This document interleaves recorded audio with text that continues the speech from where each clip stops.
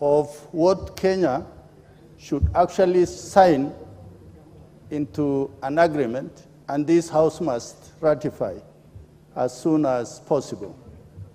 Honorable Speaker, an international vaccine institute is important for both research and development.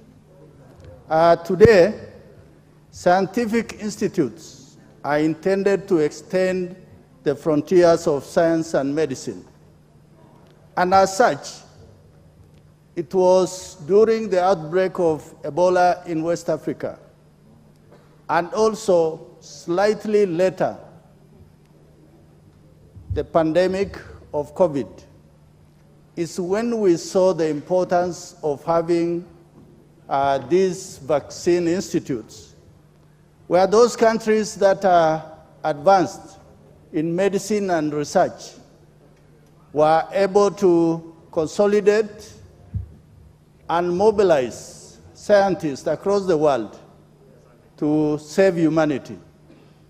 And for that reason, from our side, I think we look at how much KEMRI is doing in this country in terms of research on new diseases and in terms of discovery of scientific methods and approach to both preventive,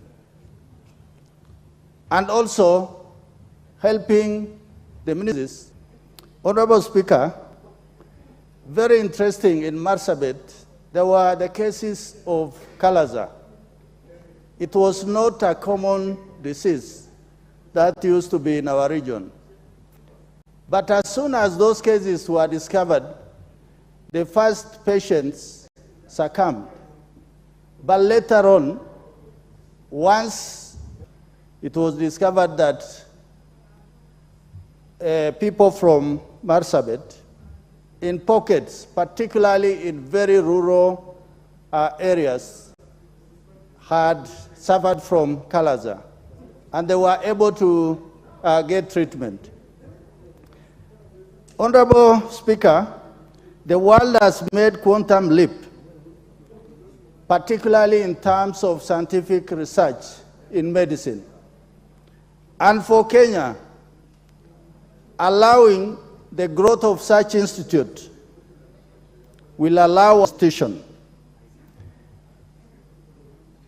From where I sit, when we talk about institutes like IVI, to have satellite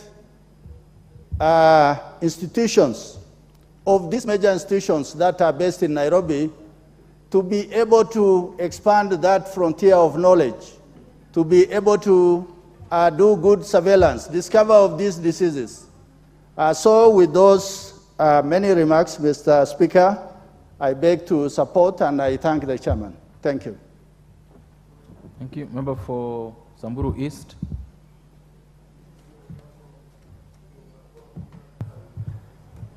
Thank you, Honorable Speaker.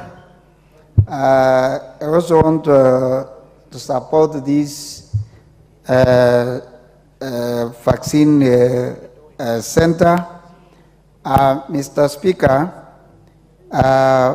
vaccines in our country sometimes there are shortages, there are a lot of maybe lack of availability of vaccines.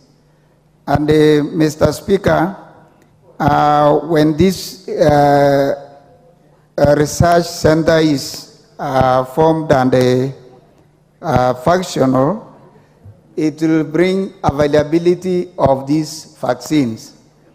And even, Mr. Speaker, when this country will have that research center, the vaccines sometimes which are not available to our Kenyans, they will be able to have that when we develop it. And Mr. Speaker, these vaccines sometimes, the prices of some vaccines are very high. And when they are available, Mr. Speaker, people will be able to